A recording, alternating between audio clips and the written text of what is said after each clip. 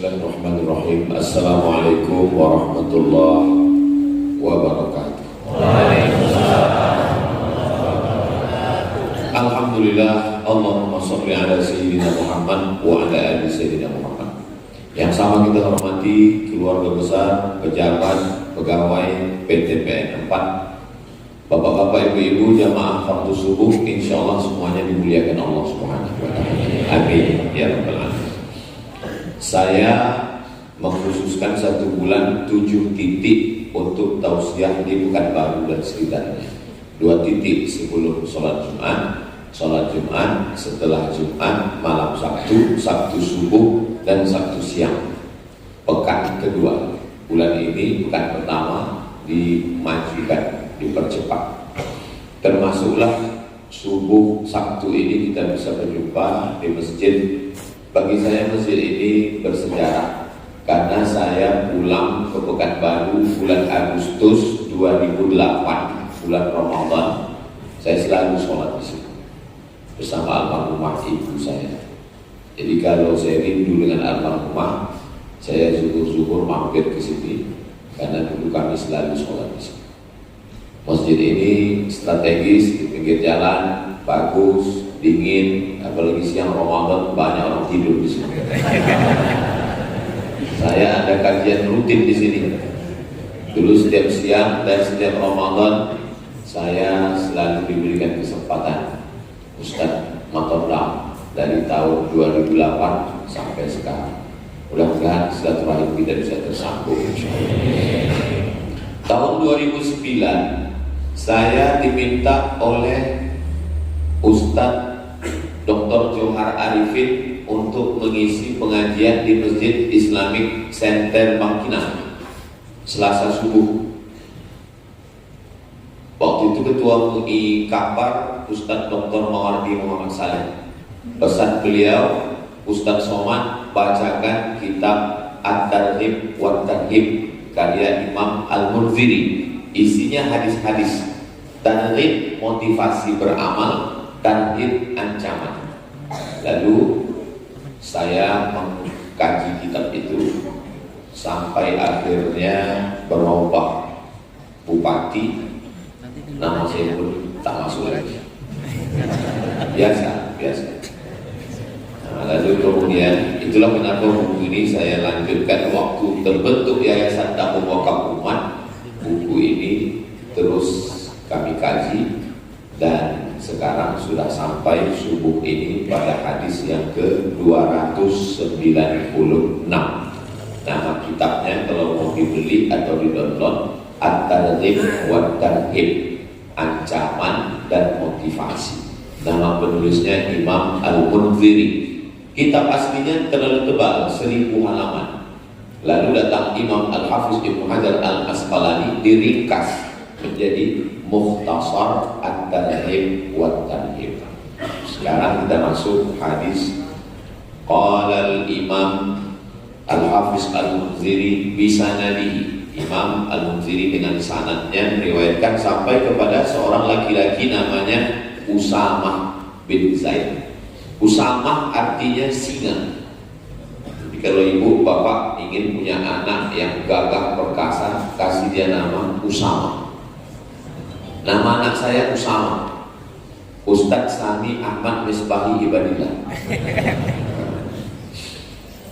Usamah bin Zaid. Nabi punya anak angkat namanya Zaid bin Harisah. Datang orang panggil dia Zaid bin Muhammad. Zaid anak Muhammad, Zaid anak Muhammad. Turun ayat. Maka Muhammadun aba ahadim min rijalikum. Muhammad bukan bapak kamu, walakin Rasulullah, dia adalah Rasul utusan Allah. Ud'uhum li abaihim, panggillah anak angkat itu kepada ayah kandungnya. Nah, jadi kalau ada bapak ibu mohon maaf punya anak adopsi, anak angkat, jangan dipakaikan di akte, di KTP-nya bin kita. Pakai bin asli bapak. Anak angkat saya ini Pak Ustaz tak tahu bapaknya, karena saya pulang sholat subuh dapat kardus depan rumah. Tak mungkin bin kardus. Nah, pakai bin Abdillah, anak hamba Allah. Abdillah Abdurrahman Asalnya Abdul Somad, anak hamba Allah. Tak boleh pakai bin nama kita, karena itu pemalsuan nasab. Nanti orang menyangka anak kita, tiba-tiba nanti pembagian harta warisan. Adopsi anak bagus, tapi ada 3 poin yang tidak bagus menurut Islam. Yang pertama, anak angkat dipakaikan nasab bin bapak angkat, tak boleh, haram. Apalagi anak perempuan, nanti diwadikan pula waktu nikahnya, waktu mati dapat warisan pula. Yang kedua, banyak bapak angkat menulis wasiat, semua hartaku untuk anak angkatku kalau aku mati. Adapun adik-adikku selok sendalku jangan kalian kasih ke dia. Tak boleh. Maka ahli waris tetap mendapatkan. Kalau kita mau menyelamatkan anak angkat, kasih dia wasiat atau hibah. Beda hibah sama wasiat. Aku hibahkan tanah itu 2 hektar untuk anak angkat, langsung pindah nama. Tapi kalau wasiat, menunggu meninggal. Nah, makanya jangan senang dulu kalau dapat wasiat, karena itu tak langsung dapat, tunggu dia meninggal.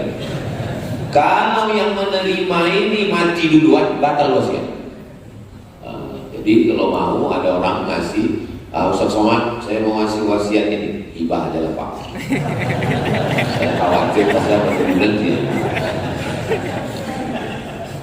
Yang ketiga yang berbahaya tentang masalah anak angkat ini adalah ketika anak angkat sudah menganggap macam ayah kandung, emak kandung, lalu di rumah dia membuka aurat. Kalau kebetulan anak angkat itu perempuan, maaf cakap, nampak betisnya, nampak lengannya, nampak rambutnya, padahal itu haram bagi ayah angkat. Tak boleh berdua-duaan dia di rumah. Banyak kasus berawal dari anak angkat, lama-lama jadi bini angkat. Ibu pun hati-hati. Kejahatan terjadi bukan karena ada niat dari pelakunya, tapi karena ada kesempatan. Ingat, yang di rumah itu buaya darat. Buaya ini bisa kita berkawan kalau lepas dia kenyang. Bisa. Kenapa dia patuh ke pawang? Karena disumbatkan 1 ekor ayam, kenyang dia. Kalau lepas dia lapar, dimakannya juga itu. Nah, maka hati-hati, waspada. Nah, Nabi ini punya anak angkat namanya Zaid. Zaid bin Muhammad kata orang. Akhirnya panggil dia ayahnya. Maka Zaid bin Harithah.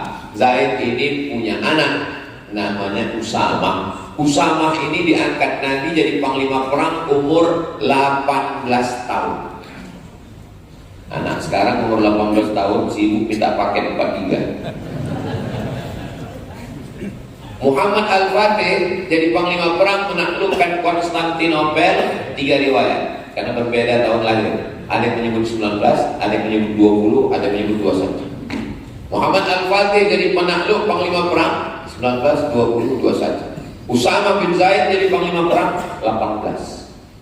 Sekarang ditanya anak-anak muda ini, berapa umur kau? 22. Hampir sudah kau taklukkan hati dia. Nah, inilah yang meriwayatkan hadis ini namanya Usamah bin Zaid, cucu Nabi dari anak angkatnya Zaid bin Harithah radhiyallahu anhuma. Jadi kalau menyebut nama sahabat itu radhiyallahu anhu. Dulu kalau salat tarawih di sini, Al-Khalifatul Awwal Sayyiduna Abu Bakr As-Siddiq radhiyallahu anhu. Masih begitu lagi sama-sama. Karena sebagian masjid sudah tak boleh lagi bid'ah.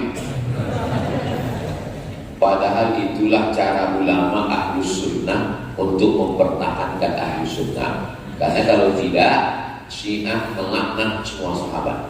Abu Bakar laknat, Umar laknat. Makanya salah satu ciri masjid Ahlus Sunnah di kaligrafinya itu ada Abu Bakar, Umar, Utsman. Tak ada. Ada Utsman. Utsman. Abu Bakar.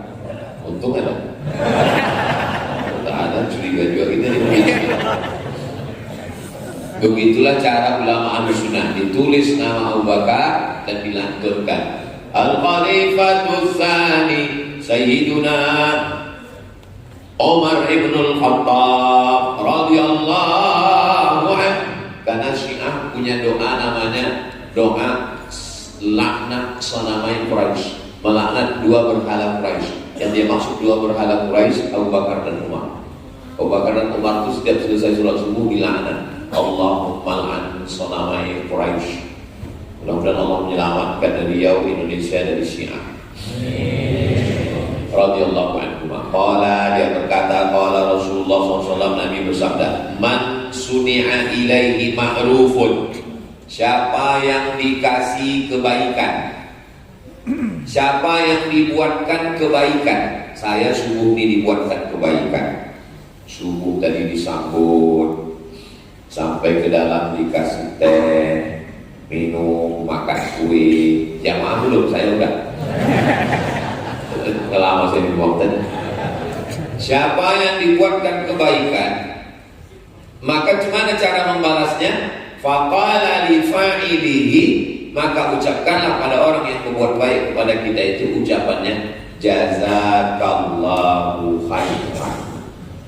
Jaza Allah, jaza balas, ka engkau, jazaka membalas engkau Allah. Cara menerjemahnya, Allah membalas kebaikan engkau khairan, dengan kebaikan. Yang paling bagus dibalas yang sama. Siapa yang berbuat baik kepada kamu, balaslah. Kalau tidak sanggup membalas, doakanlah. Bagaimana cara mendoakannya? Jazakallah khairan. Kalau perempuan, jazakillah khairan. Kalau dua orang, jazakumallah khairan. Kalau banyak, jazakumullah khairan.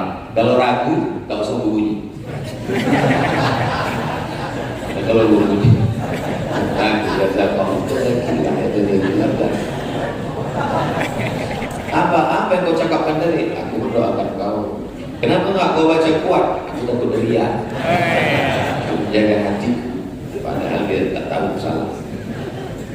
Faqad ablagha fi tsana, siapa yang sudah mengucapkan jazakallahu khairan, faqad ablagha fi tsana, maka dia sudah cukup untuk memberikan balasan dengan kata-kata pujian. Ini menunjukkan Islam ini agama yang merespon orang lain.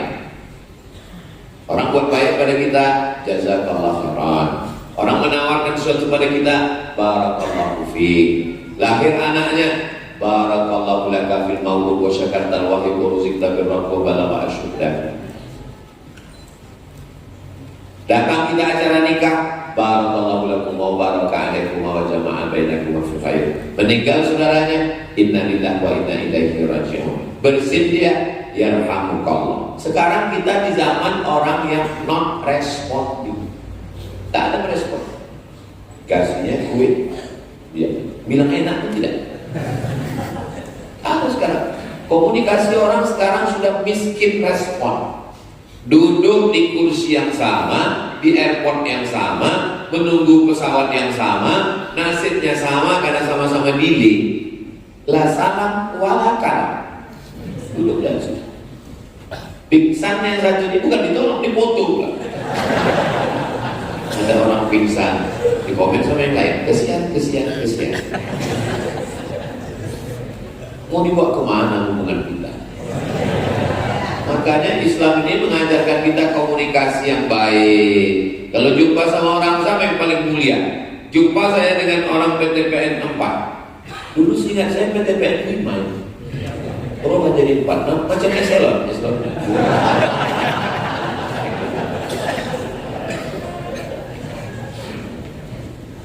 Jumpa yang paling mulia kalau berdua jumpa, man awwalu man yabda'u salam. Yang pertama kali mengucapkan salam, itulah orang paling mulia.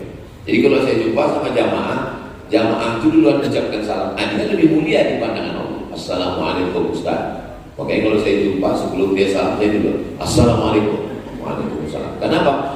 Karena banyak orang menganggap aku kan bos, aku kan pejabat, aku kan orang kaya. Ngapain duluan mengucapkan salam? Enak aja. Kalian yang mengucapkan salam ke saya. Dalam Islam, siapa yang merespon duluan? Macam mana waktu ketemu wajah cerah? La tahqiranna minal ma'rufi syai'an. Jangan sepelekan perbuatan baik. Antal fa'akhaka biwajhin talqin. Jumpa dengan orang wajahnya cerah. Jangan jumpa sama orang muka ditekuk macam jeruk purut dipijak gajah. Hancur. Ketika jumpa bersalaman, ma'min muslimaini, dua orang muslim yang taqiyani berjumpa wa yatasafahani berjabat tangan, illa ghufira lahuma, diampunkan Allah dosa mereka berdua, malam yatafarraqa, sebelum berpisah. Tahadu tahabbu, saling berbagi hadiahlah kamu, maka kamu akan berkasih sayang. Berbagi hadiah, tak bisa ngasih hadiah, mengucapkan terima kasih, syukran, dibalas dengan afwan. Diberi sesuatu kebaikan, mampu membalas, balas. Tak bisa membalas, jazakallahu khairan. Jazakallahu khairan. Jaza, membalas. Ka, engkau. Allah, Allah. Khairan, kebaikan. Semoga Allah membalas perbuatan baikmu ini dengan kebaikan. Ketika kita mendoakan saudara kita, Allah kirim malaikat. Apa kata malaikat? Amin walaka mithluh. Kabulkan doa orang ini, Allah membalas macam yang kau doakan untuk saudara.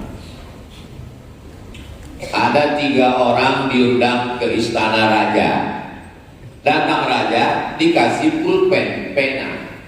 Kata yang satu, kok tahu begini gak datang aku tadi? Masa ke istana cuma dapat pulpen?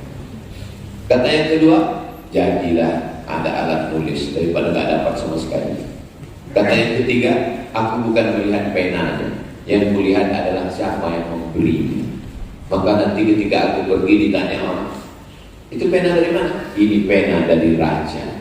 Jadi kita kalau dikasih orang sesuatu, jangan kita tengok bertanya, kalau macam ini banyak di pasar pagi Aleka. Begitu lamanya kita berkawan, inilah yang bisa kau kasih. Tapi yang kita tengok adalah respon dia sudah berbuat baik kepada kita, maka kita doakan dia, jazakallahu khairan. Wa fi riwayatin, dalam riwayat lain. Ini menunjukkan bahwa satu hadis itu banyak riwayat. Riwayat ini, riwayat ini, riwayat ini. Tak bisa kita mengatakan hanya satu riwayat. Dalam riwayat lain, man uliya ma'rufan, siapa yang diberi perbuatan baik, au usdiya ilaihi ma'rufan, siapa yang diserahkan suatu perbuatan baik. Lafaznya berbeda, maknanya sama, intinya ada orang buat baik sama kita. Buat baik kepada berbuat buruk jangan sekali. Jangan sekali itu maksudnya jangan lakukan. Banyak anak-anak sekarang tak paham. Berbuat baik kepada berbuat buruk jangan sekali. Maksudnya kita ulang berkali-kali Pak Ustaz. Jangan sekali, maksudnya sekali itu jangan. Nahwahu atau seperti ini. Di mana hadis ini bisa kami dapatkan? Rawahu Tirmidzi. Hadis ini disebutkan oleh Imam Tirmidzi, nama kitabnya Sunan Tirmidzi.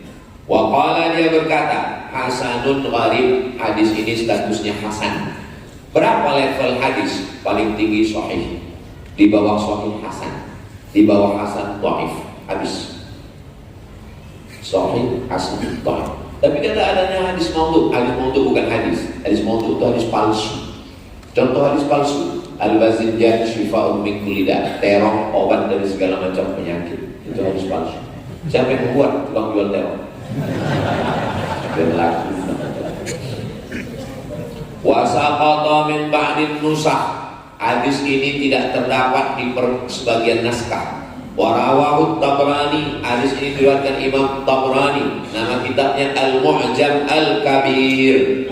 Fis Shaghir, dalam kitab Mu'jam As-Shaghir 3. Al-Mu'jam Al-Kabir, Al-Mu'jam As-Shaghir, yang pertengahan Al-Mu'jam Al-Awsat.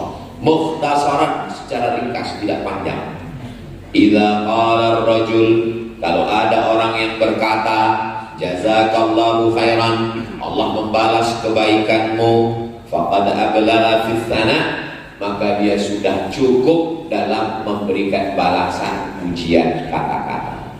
Bisa membalas dengan yang sama, bagus. Tak bisa balas yang sama, ucapan. Tak bisa ucapan, senyuman. Senyum pun tak bisa, mati aja lah. Masa serendah itu tak bisa kita membalas perbuatan kebaikan orang. Itu hadis 296.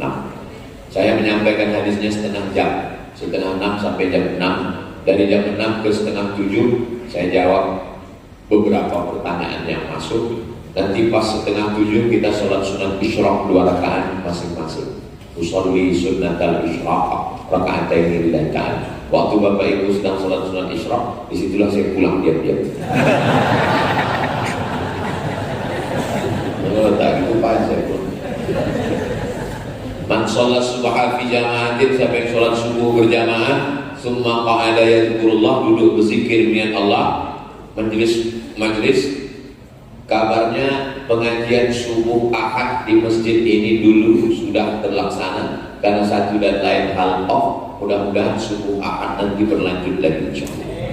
Karena masjid ini strategis di tengah kota, jalannya bagus, tempat parkir ada, mubazir kalau tidak dimanfaatkan. Undang ustaz-ustaz kita dekat dari kantor MDI 1000 ustaz, mintakan Ahad subuh. Karena masyarakat ini kalau tidak dikawal dengan pengajian ini, semua pergi ke Car Free Day bercelana pendek.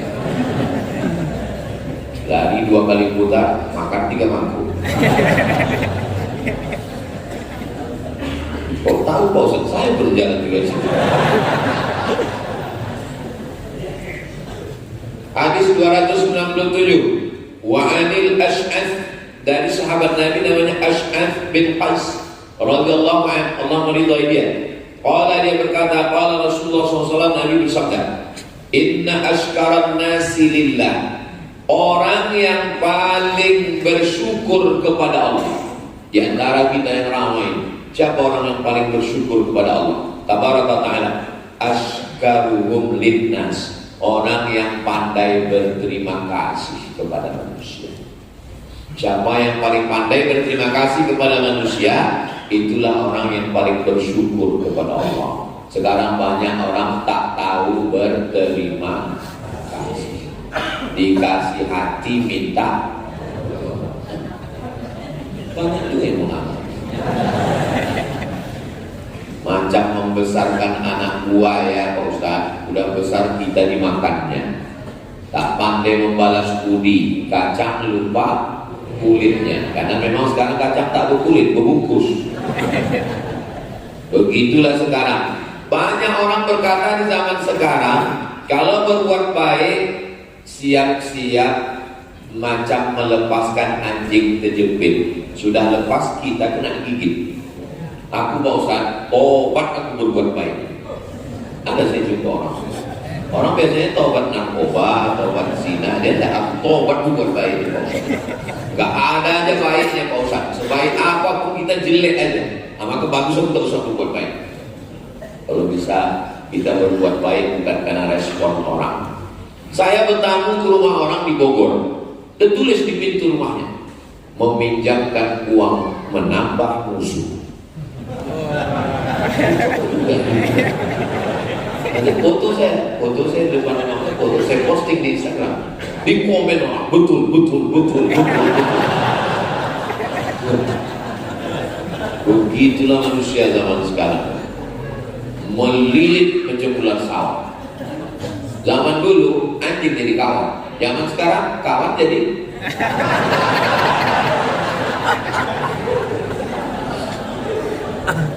siapa orang yang paling bersyukur kepada Allah? Bukan orang yang mengatakan alhamdulillah, alhamdulillah, alhamdulillah, alhamdulillah.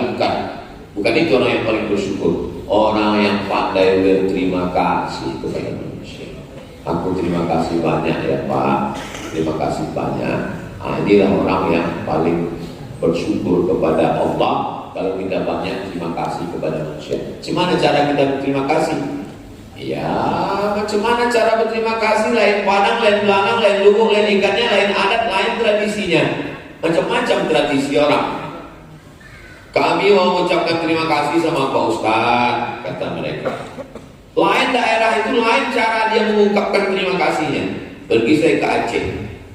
Di Aceh itu cara orang Aceh berterima kasih karena Ustaz sudah mau datang. Dibuat acara, didudukkan saya di pelaminan. Saya sangka mau akad lagi. Habis itu diambil mereka daun-daun kayu diikat, diambilkan, dicucukkan, disiramkan, namanya pesejuk. Duduk ya Ustaz, kami mau buat pesejuk dulu. Nah dulu saya siramkan mereka. Oh begini cara orang Aceh, terima kasih. Ada kulit kuning. Semua yang salaman itu menyuapkan kulit. Hujan memang kawan. Oh begitu cara orang Aceh. Nah di Pulau Sumatera ini, habis dari Aceh turun ke bumi Minangkabau, lain pula cara orang Minang ini menyambut. Sanggup saya ting ting ting ting ting ting ting ting ting ting kosong tak ada sih. Rupanya gulanya di dalam. Ustaz Abdul Somad tipe Kabumi Minangkabau bukanlah Ustaz luanan diundang. Inyo adalah anak kemanakan awak nan dirantau pulang kembali ibarat air lawi nan suri kadare. Yang pulang balik ke pantai ke Tampek nenek mamanya, disambut, dibawakan orang tua tembak sirih ke saya duluan. Saya ambil sirih dari satu, saya punya, baru berbisi Pak Bupati, Pak Ustaz sikit aja di sebelah. Awal sempat masuk. Tahu kan saya? Oh begitu cara orang Minangkabau. Terbang ke Kalimantan. Sampai di Kalimantan dibisikkan panitia, Ustaz nanti turun Ustaz dari airport itu dikasih orang kepala panjang. Terus Ustaz lepaskan ke tebu hitam, nanti dipasang orang ke tebu hitam, Ustaz potong, baru Ustaz bisa lewat. Wah, kalau sempat tak putus tebu. Sakitnya tidak seberapa, majunya ini. Keluar berita Ustaz Somad tak bisa memotong tebu, hilang harga diri kita kan, mesti putus gitu. Tebas Ustaz, oh putus, oh begitu cara. Terbang ke Papua sampai di Sorong, sampai di Papua lain pula cara saudara kita di Papua tuh membalas. Sampai di airport Papua dikasih mereka piring sebesar ini gambar burung kasuari. Apa ini Pak? Injakkan kaki Ustaz di situ. Oh, dipijak piringnya. Habis itu dibawa pulang. Ada piringnya di rumah. Tinggal bapak itu. Ada saya sambutkan. Dipasangkan topi burung kepala di atas kepala. Begitulah cara suku di Indonesia ini unik. Bahasanya beda, cara berterima kasihnya beda. Luar biasa. Nah, jadi kekayaan dan kita bersatu dalam bineka tunggal ika. Jadi bagaimana cara berterima kasih, bersyukur, itu lain daerah lain. Kalau di tempat kita orang pulang haji, orang rumah baru, orang mau nikah, ada namanya tepung tawar, bilang lembaga adat Melayu. Itu juga sebagai ungkapan cara berterima kasih kepada keluarga, kepada saudara. Intinya, substansinya adalah menyambung tadi silaturahmi. Hadis yang terakhir, wa fi riwayatin, dalam riwayat, la yashkurullah, orang tidak dianggap bersyukur kepada Allah, man la yashkurun nas, kalau dia tidak berterima kasih kepada manusia. Kalau ada nampak ada orang sholat tahajudnya rajin, zikirnya banyak, atam Quran, tapi tak pandai berterima kasih kepada manusia, dia tidak dianggap bersyukur, berterima kasih kepada Allah. Maka kita ini, kalau ada orang pisang emas bawa berlayar, masak sebiji dalam peti, hutang emas dapat dibayar, hutang budi di bawah, hutang budi di bawah mati. Ingat-ingat budi baik orang sama kita. Supaya apa? Supaya kita tidak dianggap sebagai orang yang kufur, ingkar kepada Allah SWT. Hadis ini rawahu Ahmad, diriwayatkan oleh Imam Ahmad. Kalau disebut dalam hadis Ahmad, itu maksudnya Imam Ahmad bin Hanbal, imam yang keempat. Pertama Hanafi, kedua Maliki, tiga Syafi'i, empat Hanbali. Namanya Ahmad. Jangan nanti ditanya orang Ahmad mana? Pak Ahmad Rohul bukan? Ingat kan ada Bang Ustaz Azhar. Itu hebatnya musik PTP ini. Ada penanda habis habis waktunya.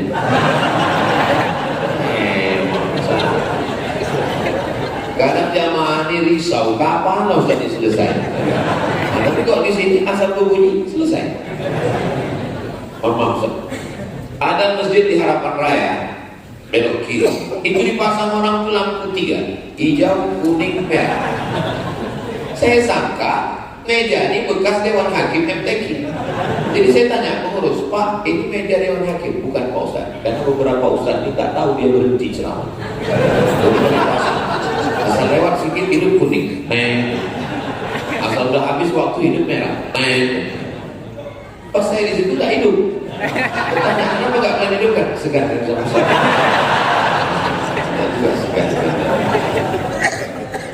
Alhamdulillah. Sebagaimana janji saya sampai jam 6:05. Nah, sekarang saya jawab beberapa pertanyaan ini. Saya di mana-mana bertanya itu memang saya minta pakai kertas. Kenapa? Karena banyak orang mendapat mikrofon ini dia pula ceramah jadinya. Tahu kemana-mana cerita. Yang kedua, kalau dapat saya pertanyaan begini, pas nampak saya yang agak-agak sulit, saya lewatkan. Jadi tak nampak bodoh saya. Tips juga itu. Makanya banyak orang, Ustaz Somad itu hebat kali gitu. Setiap pertanyaan itu dia tak tahu yang tak bisa saya lewatkan. Ini rahasia ini saya buka cuma di BTP 4. Tempat lain mana saya buka kan kelemahan saya kan. Nah sekarang kita jawab pertanyaan-pertanyaan. Begitulah seriusnya jamaah mengetikkannya, memprintkannya. Memang orang niat mau belajar, tiba-tiba kita sepedekan tak kita jawab, cuma sakit hati dia. Jadi begini Pak Ustaz, belum apa-apa udah jadi begini. Tak ada salam, tak harus jadi begini ya. Jadi gini, aku udah nikah dari, aku pula. Kalau kita dulu sama Ustaz itu saya, sekarang dia pegang. Orang sekarang ini kasar perasaan. Aku udah nikah Desember 2019. Selama 4,5 tahun ini masih tinggal sama orang tua. Kalau bisa kalian jangan nikah, jangan nikah, jangan tinggal sama orang tua dan mertua. Habis nikah itu carilah rumah-rumah kontrak. Ustaz ngomong aja enak aja gitu, mentang Ustaz kan nggak pernah kontrak. Saya kontrak dulu di sini, itu ada rumah petak. Pulang saya pulang Agustus, September, Oktober rumah saya belum siap di Sukakarya, dia tinggal rumah petak. Saya bawa keponakan saya, istri saya lewat sini. Bismillah ngontrak sama almarhumah emak. Jadi ngontrak itu tidak dihina. Jadi nikah jangan, karena kalau di rumah nanti kalian akan didikte, tak tahan, macam Tom and Jerry dia. Jadi usahakan bilang sama dia, aku bukan tak sayang dengan kalian mak ya, tapi izinkan kami mandiri, kami mau ngontrak sana, izinkan kami. Jadi belanja ke mana? Belanja kirim juga lah. Nah, supaya bisa kalian hidup. Akhirnya bulan Juli 2024 saya beli rumah KPR subsidi take over, masih sisa 5 tahun lagi. Sebenarnya saya juga nggak mau ambil rumah yang masih ada utang ke bank, takut riba. Tapi keadaannya bikin saya dan suami akhirnya ambil rumah itu dan udah saya tempati juga. Saya juga berniat buat nabung dan cepat-cepat lunasi utang di banknya. Terus masalahnya sekarang saya kadang overthinking. Saya takut Allah cabut keberkahan di hidup saya gara-gara utang bank ini. Saya takut terputus dari Nabi Muhammad karena dosa riba ini. Saya minta nasihatnya. Akad jual belinya sah, bukan batal, bukan fasid. Lalu bagaimana solusinya? Kalau ada aset yang bisa dijual untuk menutupi utang ini, tanya ke bank. Ini kan 5 tahun lagi, ya bisa tak kubuk ini? Kata dia bisa, tutup kan bisa. Nah, ada yang bisa dijual, entah petak tanah, entah apa, tutupkan ini bisa.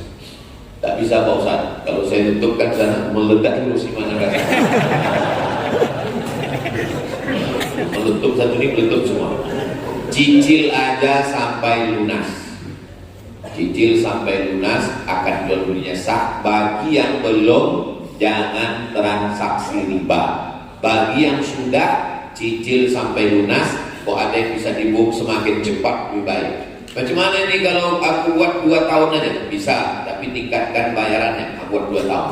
Macam mana sekali? Bisa, tutup sekian juta, tutup. Tak bisa, tetap ikuti sampai lunas, selesai. Jangan buka lagi riba.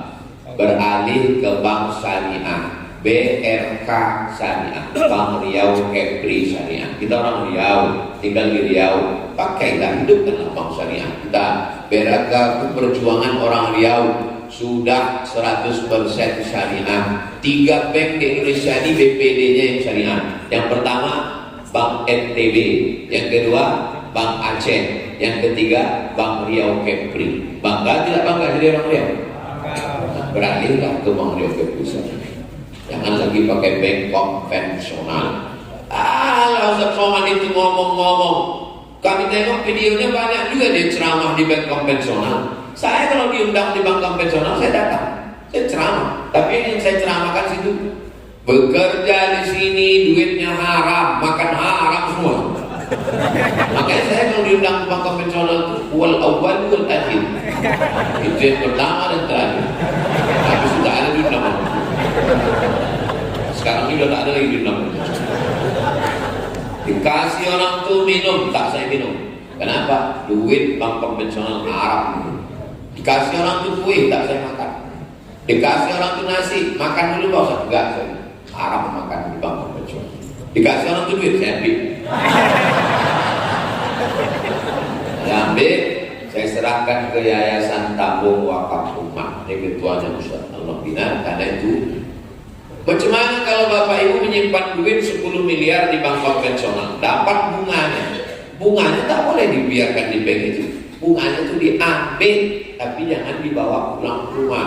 Serahkan ke lembaga yang dinikmati orang banyak. Kenapa Yayasan Tabung Wakaf Umat? Karena ini beasiswa gratis untuk siswa, dikasih. Tapi kalau mau ngasihkan duit riba begitu atau duit sogok pilkada kemarin, kasihkan aja. Bilang sama Ustaz Anop, ini ada duit. Dah, jangan pula begini Ustaz Anop, ini ada beberapa duit haram ini. Kasihkan aja. Dah.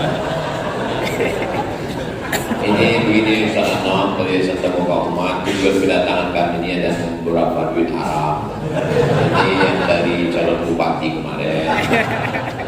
Dari calon gubernur, ini yang pilih kasihkan aja semua. Kita punya menerima, tak usah tanya-tanya. Ini hal yang mahal. Assalamualaikum Ustaz. Waalaikumsalam. Barangkali admin tahu atau tolong tanyakan ke Ustaz Abdul Somad di mana tempat hijrah beliau di akhir zaman sebelum terjadinya dufan. Tidak ada ditanya orang.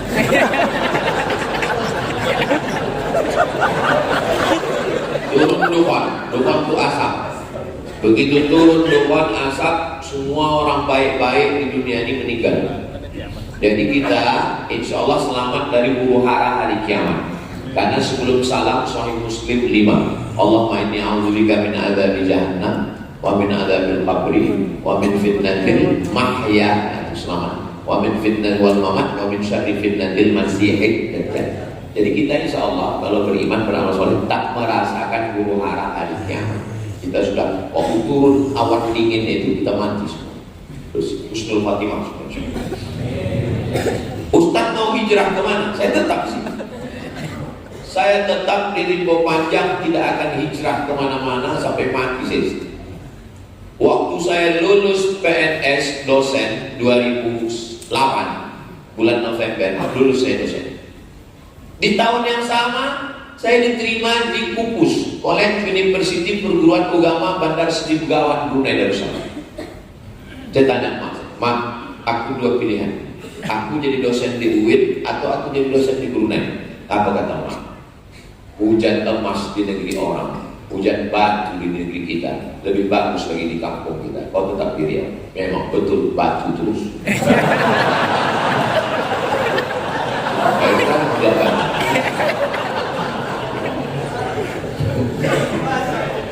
Baru saya paham logika mak saya berpikir, kalau aku pilih dulu yang Brunei, jadi dosen saya di Brunei, siapa yang masuk ke dalam mama? Saya yang masuk ke bagian benir, saya yang tablik akbar. Logika orang tua itu memang kadang mereka dapat firasat. Ittaqu firasatal mu'min, takutlah kamu firasat orang beriman, fa innahu yanzuru bi nurillah. Kalau untuk diri saya sendiri lepas. Kalau saya jadi dosen di Brunei Darussalam, dapat rumah dinas, mobil dinas, bini dinas.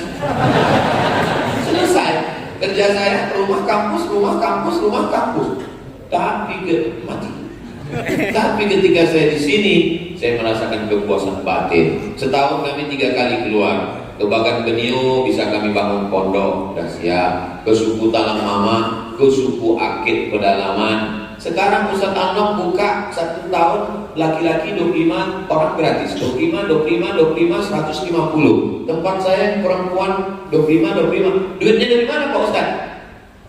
Channel Ustaz Abdul Somad Official YouTube itu 1 bulan duitnya berkisar antara 100 sampai 120, kadang 150.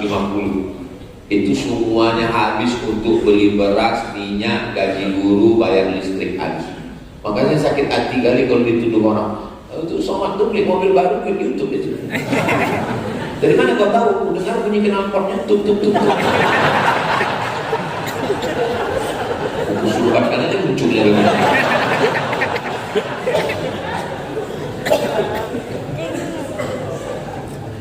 Datang ke pondok itu tengok, tanya adminnya dari mana dia dapat duit. Nah, maka bapak ibu nanti pulang dari sini lewat jembatan Leton terus ke Simpang Bingung, sampai di Simpang Bingung jangan bingung-bingung lagi. Belok langsung ke kiri sebelum TPU Kopit, sebelum makam Ustadz dan Zulkarnain, ada sebelah kanan pesantren Nurul Azhar. Semua tamu-tamu yang kami bawa ke situ baru lewat gerbangnya nengok tembok dindingnya, baru nengok gedungnya dari jauh udah macam menengok kucing Angora. Ada satu bapak orang kaya belum masuk ke dalam, baru nengok pagarnya. Apa kata dia? Aku senang kali nengok pondok ini. Ambil tanah saya 2 hektar di sana. Dapat lagi. Itulah kampus 2 yang sedang dibangun. Pulang dari sini kamu buat video endorsement. Ada juga jamaah di Kandarui, begitu nengok kata dia, wakafkan tanah. Tanah siapa Pak? Enggak tahu. Bangkitkan semangat. Macam-macam orang di Kandarui. Saya tetap di sini, tidak hijrah ke Makkah, tidak hijrah ke Madinah, tetap kita jaga. Insya Allah Allah menyelamatkan kita dari dajjal, dari kafir musyrik. Allahumma ansurna 'alal qaumil kafirin. Ada link ceramah UAS, batasan umur anak laki-laki bisa jadi mahram safar bagi ibunya atau anak laki-laki umur 11,5 tahun. Anak laki-laki umur 11 tahun sudah akil balik. Asal dia sudah mimpi, maka akil balik. Perempuan secara umum 9 tahun sudah maaf cakap menstruasi. Sudah bisa jadi mahram ibunya safar. Kalau ada link ceramah UAS, bantu infokan. Kalau ada, bagi saya sudah tahu admin, ada anak masih 10 tahun berlebih pintar dan cerdas dari anak yang sudah balik. Gimana itu? Coba cari infokan linknya, kajian bos admin, kajian mahram di YouTube.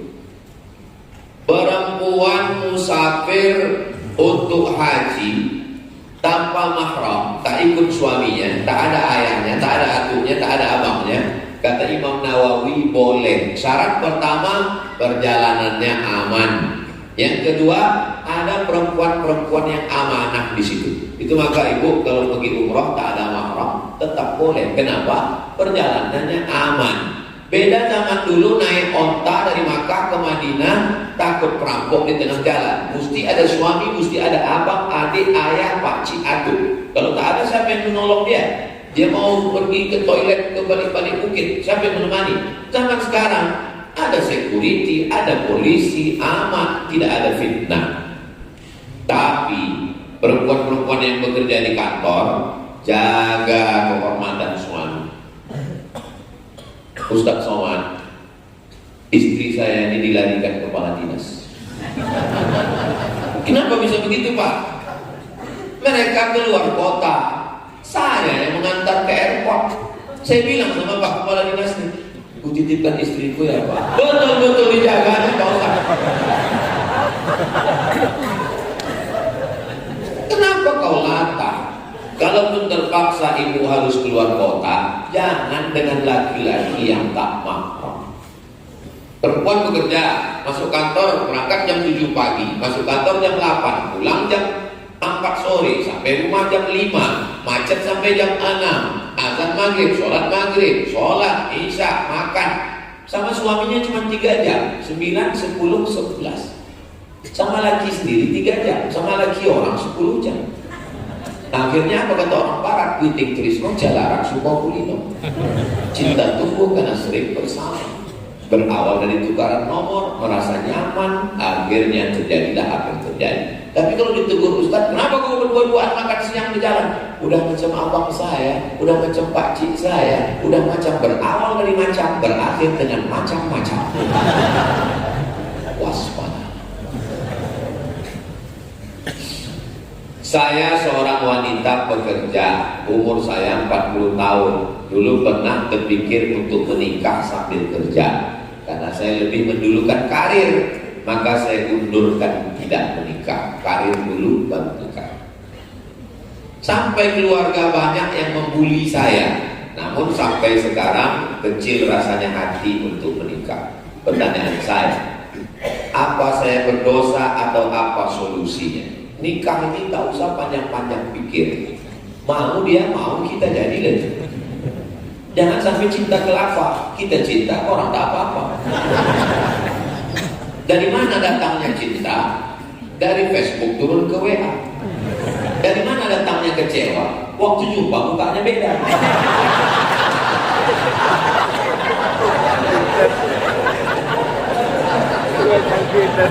Asal mau dia menerima kita, jangan diawali dari pembohongan. Fotonya aja udah bohong, pas di-upload rupanya udah 5 kali filter. Setelah berjumpa perempuan inilah masalahnya perempuan. Udah diciptakan Allah bagus, alis ini melengkung, diluruskan. Tuhan aja dia nggak percaya, apalagi kamu. Tidak, ibu-ibu di sini baik semua. Mendengar ceramah Ustaz Somad itu kuncinya satu, jangan kesini. Ada beberapa jemaah tersinggung, pulang meninggal. Nah, jadi jangan kalian tunda-tunda. Perempuan ini begitu. Dia masuk kantor jam 8, ya kan? Nunggu busway di jalan. Keluar dia dari rumah jam 7. Pas jam 7 lewat busway. Pas lewat, penuh kali busway-nya, nantilah. Dah 7.15 lewat taksi. Alah, tak pakai AC pula, nanti berkeringat. Ayolah 7.30 lewat busway lagi.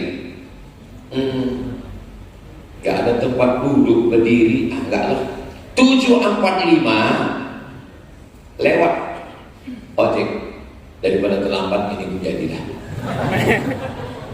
Paham kan? Jadi nanti kalau nampak ada wanita karir, orang kaya, jabatannya tinggi, dapat lakinya biasa-biasa, itu 7.45.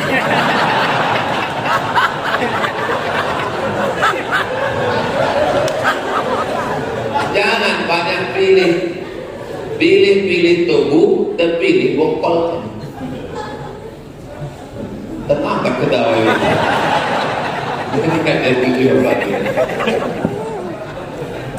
Jadi perempuan, kalian macam bunga. Jangan sakit hati adik-adik. Perempuan ini macam bunga. Bunga ini tabiatnya macam mana? Kuntum, mekar, kembang, harum, layu. Perempuan puncak cantiknya 25, habis itu dia layu. Beda sama laki-laki. Kami ini puncak kuntumnya itu 40. Saya ini senang puncak-puncaknya.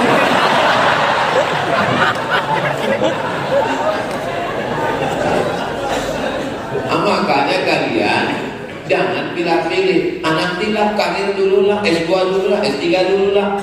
Pala selesai ditengok muka. Tuh.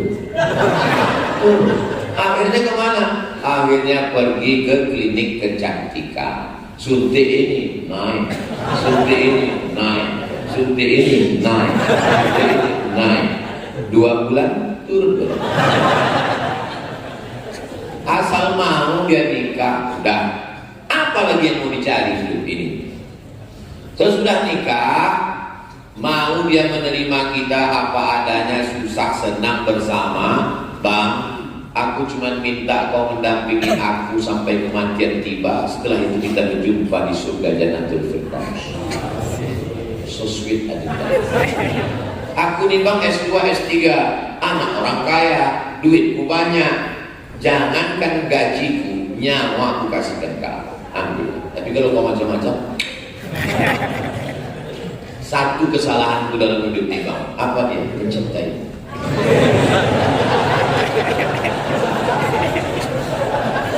Tak kenapa kita kalau di masjid PTP-nya ada romantis saja.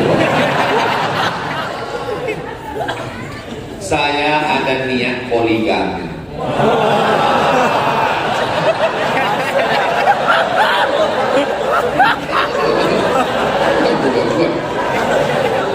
Tapi takut sama istri. Apa hukumnya takut sama istri?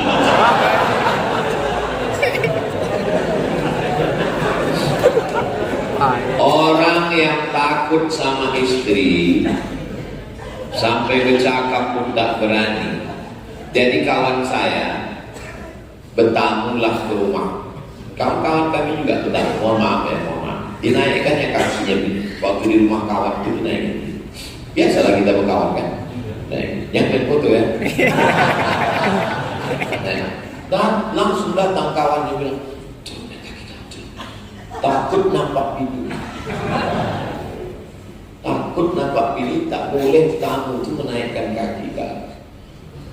Laki-laki yang terlalu takut sama bini itu nanti kalau meninggal dia tak kena azab kubur.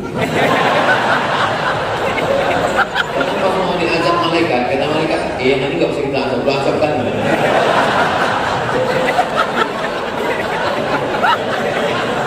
Lu tengok lepas kali kita. Cuma ada sesuatu yang kita lepas. Ibu jangan khawatir suami ibu nikah lagi. Tidak akan. Kenapa?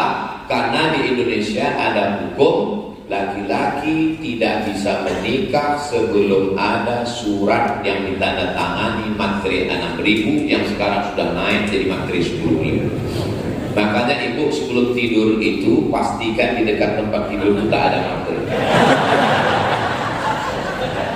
Karena banyak orang saya tengok beberapa perempuan pas foto dibuatnya materai di sini. Bahaya itu. Materai sama pulpen sama kertas jangan sampai ada. Takutnya tanda tanganinya. Kemudian surat yang sudah ditandatangani itu dibawa ke pengadilan agama. Hakim bertanya, benarkah ini surat pernyataan ibu siap suami menikah lagi? Benar Pak Hakim. Tanda tangan ibu? Iya. Tidak ada paksaan dari pihak manapun dan penuh kesadaran. Putuskan dengan Pak Hakim. Sudah silakan tanda.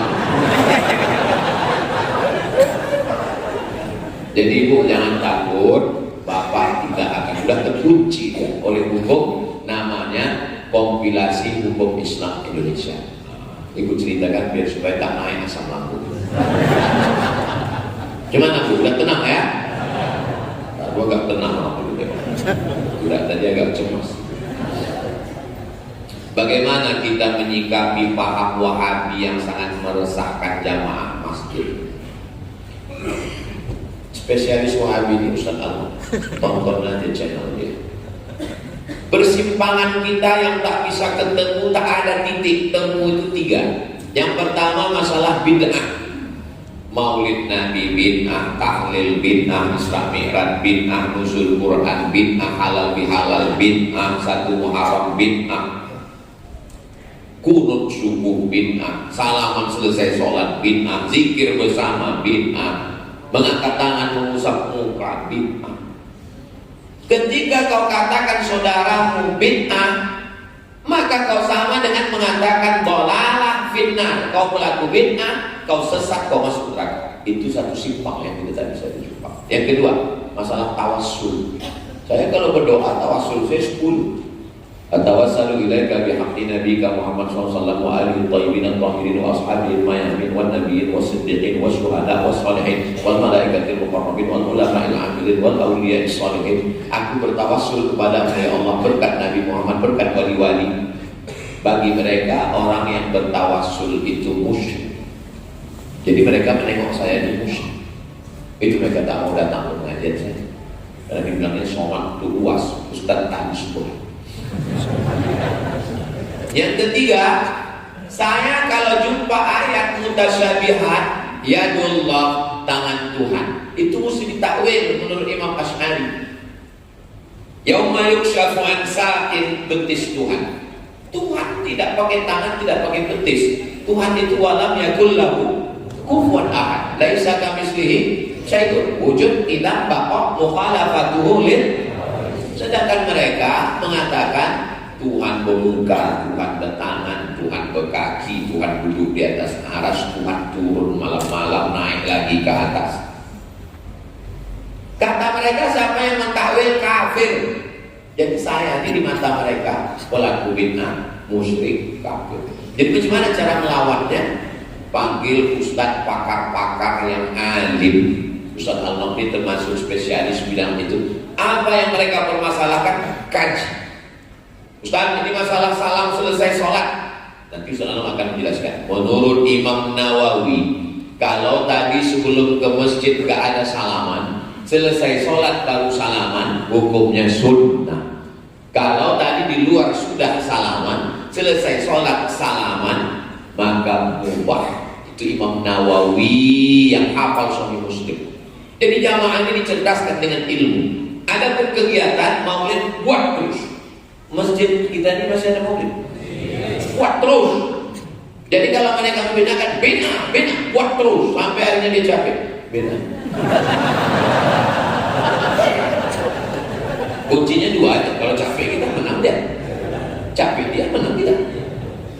Makanya kami sama Ustaz Anwar kami buat sama Habib maulid arba'in, 40 malam maulid kami gas.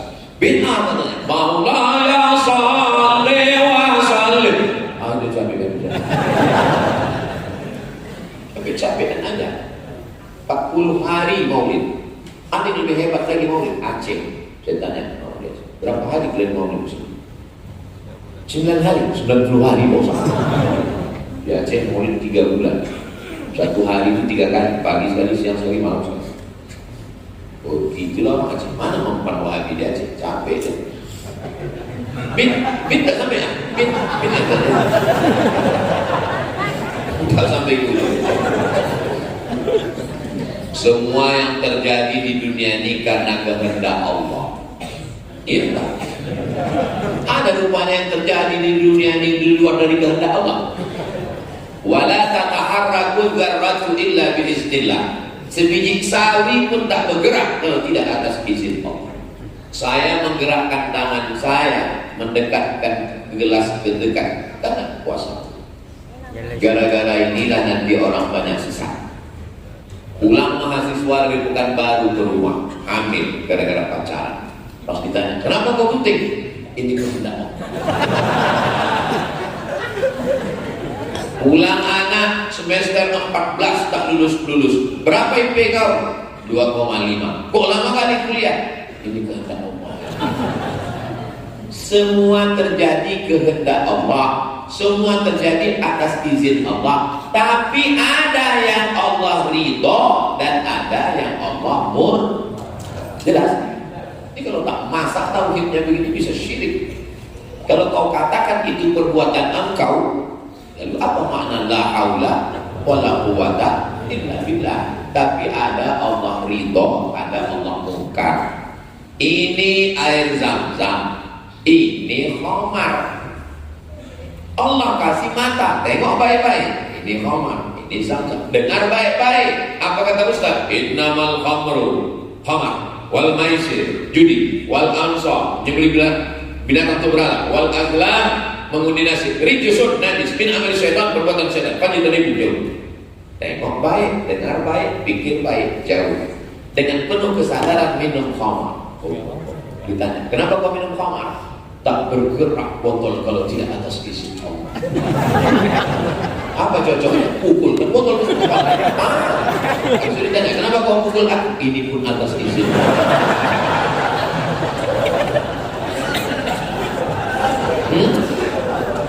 Jelas? Ada yang Allah ridho, ada yang Allah murka. Inna sam'a, kau kasih kuping, telinga, wal basar, mata, wal fuad, hati dan pikiran, pakailah untuk mencari ridha Allah. Jangan minta surga, karena kalau minta surga cuma dapat surga, tapi kalau minta ridha Allah semua dapat. Makanya doa kita, Allahumma inna nas'aluka ridha. Mudah-mudahan kita semua mendapat ridha. Semua bilang amin. Ada satu ibu diam aja. Ibu kok diam? Aku udah dapat ridha. Rupanya nama suaminya Pak Ridho.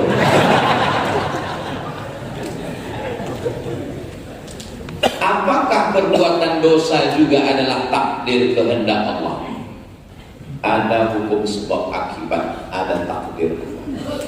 Kecicilan, tinggalkan kunci motor di motor, gasnya hidup, berbunyi di depan toko, masuk ke dalam, ulang hilang.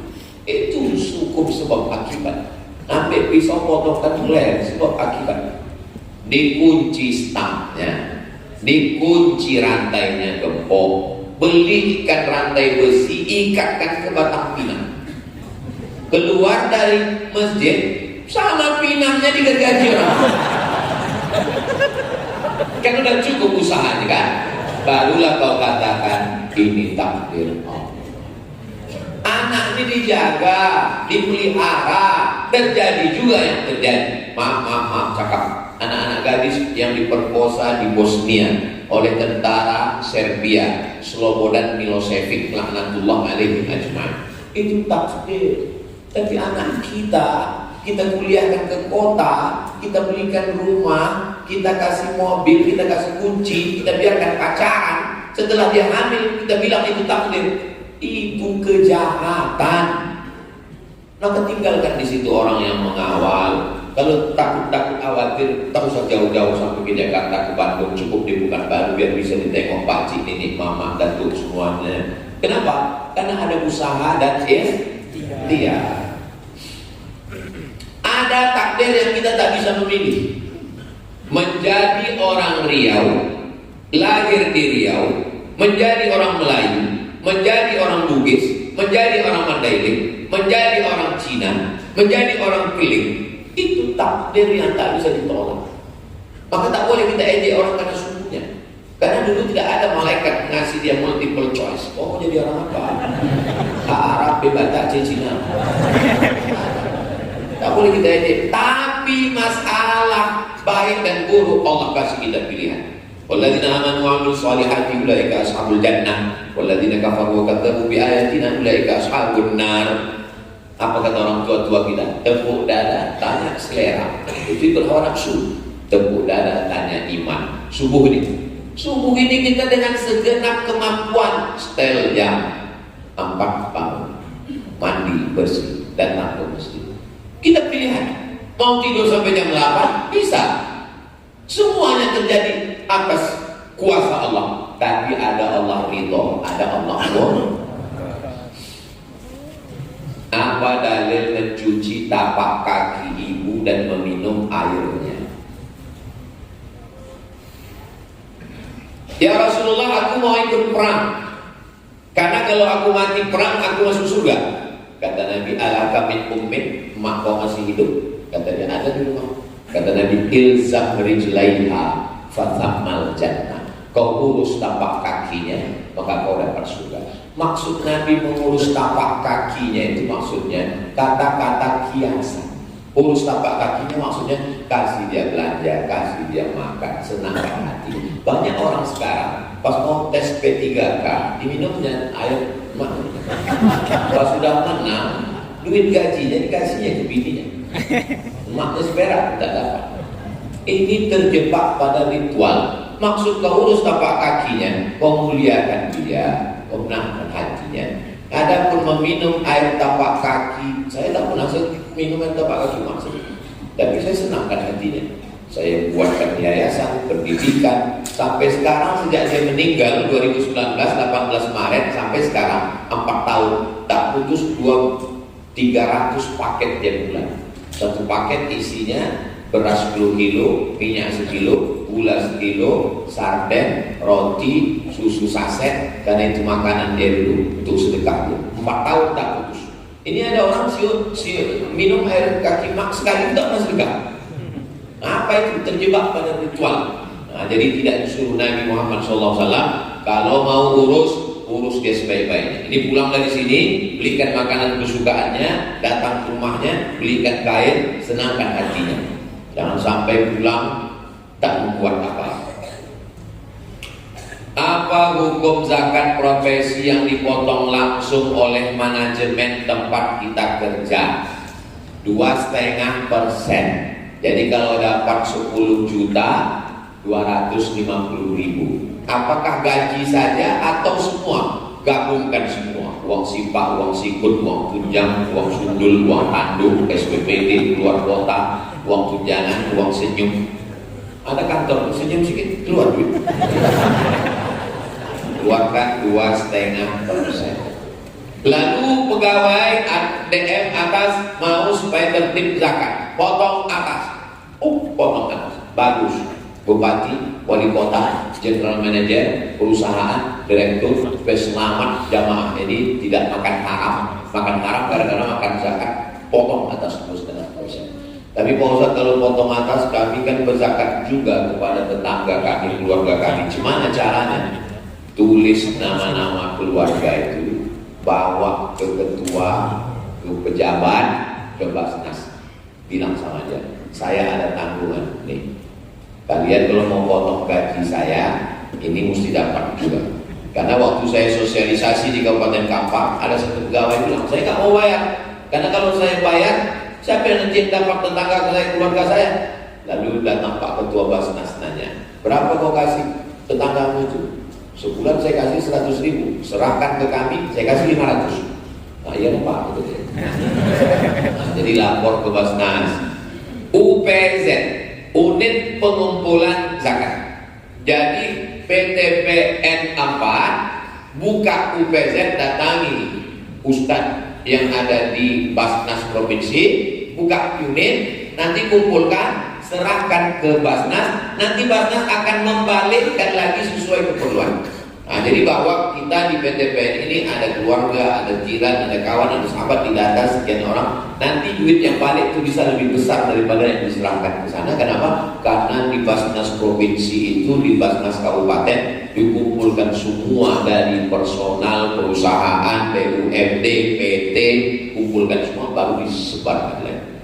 Karena zakat ini kalau sendiri-sendiri macam satu batang lidi, tapi kalau banyak dia macam satu sapu lidi. Satu batang lidi apa yang bisa dibuat? Membuang botol patah. Tapi kalau sapu lidi, pencuri mati. Terakhir kertas. Apa dia Ustaz? Awal dibalik. Untuk mendapatkan pahala sholat berjamaah 27 derajat, apa syaratnya Pak Ustaz? Sholatul jamaati tafdulu sholatal fardhi bi 27 derajat. Sholat berjamaah lebih utama daripada sholat sendirian 27 derajat. Datang ke masjid, ikut sama imam sholat berjamaah dari takbiratul ihram sampai salam, maka dapat 27 derajat. Istiqomah selama setahun berarti dapat tambahan umur 27 tahun. Hitungnya jangan satu sholat. Istiqomah sholat berjamaah di PTPN 4 ini selama 1 tahun berarti bertambah pahalanya 27 tahun. Jadi kalau ada yang istiqomah di sini 10 tahun berarti umurnya bertambah 270 tahun. Inilah yang menjawab kenapa umur kita pendek sedangkan umur umat Nabi sebelumnya panjang. Umur Nabi Nuh 950 tahun. 950 tahun, bayangkan berapa kali ikut pilkada itu. Apakah umur kita bisa melewati itu? Bisa. Dengan cara apa? Kelipatan amal. Nah, itu makanya kalau mau istiqomah, apa bisa orang istiqomah sholat berjamaah 10 tahun? Saya pergi ke Palembang, meresmikan masjid, datang Habib Mahdi Ustaz Somad, tengok itu ya, itu bapak itu tak tinggal sholat berjamaah 40 tahun, 270 kalah dengan umat Nabi. Jadi kalau ada yang mengatakan umur kita pendek, amal kita pendek, tidak, amal kita lebih banyak daripada amal umat Nabi sebelumnya, karena kelipatan yang diberikan oleh Allah kepada khusus umat Nabi Muhammad Sallallahu Alaihi Wasallam. Termasuklah subuh ini, sholat subuh berjamaah, duduk berzikir dengan Allah sampai terbit matahari, sholat sunat isyraq 2 rakaat, dapat pahala macam haji dan umrah. Hadisnya sahih atau tak sahih Pak Ustaz? Hadisnya ada dalam Sunan Tirmidzi, hadisun hasan. Maka kita sholat sunat isyraq, usolli sunnatal isyraq, pakai kaf. Kalau pakai kaf isyraq syirik, nauzubillah. Usolli sunnatal isyraq raka'ataini lillah ta'ala. Ayatnya Pak Ustaz? Ayat yang lama itu juga lah, Allah apa lagi? Macam hafal Quran aja bisa waktu tak bisa kulhu habis itu Quran falah. Saya Pak Ustaz kulhu itu cuma bisa kulhu pertama, kulhu juga kedua. Boleh baca ayat itu sunnah, habis itu berdoa kepada Allah, minta rezeki, minta keluarga sakinah, minta sholat, minta. Saya nih Pak Ustaz, tolong doakan Pak Ustaz. Mau minta apa? Saya belum punya anak Pak Ustaz. Umur berapa? Udah 40 tahun. Kenapa belum punya anak? Belum berbini. Berbini dulu. Al-hadirin niyah, untuk niat yang baik-baik ini semuanya Al-Fatihah. A'udzubillahi minasyaitonir rajim. Bismillahirrahmanirrahim. Alhamdulillahirabbil alamin. Ar-Rahmanir-Rahim, Maliki yaumiddin, iyyaka na'budu wa iyyaka nasta'in, ihdinas siratal mustaqim, siratal ladzina an'amta 'alaihim ghairil maghdubi 'alaihim waladdallin. Amin. Allahumma shalli 'ala sayyidina Muhammad wa 'ala ali sayyidina Muhammad. Assalamu alayka ya Rasulullah, la tada'lana dzamban illa ghafartah. Pulang kami dari majelis ilmu ini dalam keadaan bersih dari dosa-dosa. Wala dainan illa qadaitah, tolong kami lepas dari hutang-piutang riba. Wala maridan illa syafaitah, ada di antara kami yang sakit, angkat penyakitnya, sehatkan ya Allah. Wala mayyitan illa rahimtah, yang sudah meninggal dunia lapangkan kuburnya. Wala aibat illa satartah, segala aib cacat kami tutupilah ya Allah. Wala musafiran illa wasaltah, yang musafir sampaikan ke tujuan dengan selamat. Wala mumtahinan illa najahta, yang ujian luluskan dengan nilai terbaik. Wala hajatan min hawaiji dunia, wala azibat illa zawajatah, yang belum menikah jumpakan dengan jodoh yang baik-baik. Wala raghiban illa ajabtah, yang belum ada anak keturunan berikan keturunan yang soleh dan solihah, hafal Quran, mujahid fisabilillah. Wala hajatan min hawaiji dunia wal akhirati la tarida wala nafiha shalah, segala hajat dunia hajat akhirat baik bagi kami dan engkau ridha, maka tunaikanlah ya Allah. Rabbana fir lana dzunubana wa liwalidayna warhamhuma kama rabbayana shaghira. Allahumma dafa'na al-ghala wal waba wal fahsya wal riba wal zina. Selamatkan kami, keluarga kami, diri kami, negeri kami dari malapetaka, bencana, riba, LGBT, perbuatan zina, perbuatan keji dan munkar. Waqti bisolihati amalana, tutup umur kami dengan husnul khatimah. Wajma'na ma'al habibil Mustafa fi jannatikal ula, sebagaimana kau kumpulkan kami subuh ini, kumpulkan kami nanti di surga Jannatul Firdaus. Rabbana atina fid dunya hasanah wa fil akhirati hasanah wa qina adzabannar. Wa sallallahu ala sayyidina Muhammad wa ala alihi wasallam. Walhamdulillahi rabbil alamin. Taqabbalallahu minkum inna minkum taqabbal ya karim. Banyak kata-kata saya menyinggung perasaan tak berkenan di hati Bapak Ibu, saya mohon maaf. Saya tutup dengan pantun penutup, menangkap puyuh di Bukit Selasih. Thank you dan terima kasih. Assalamualaikum warahmatullahi wabarakatuh. Waalaikumsalam. Mohon Bapak untuk kenyamanan Ustadz kita, Tuan Guru kita, supaya beliau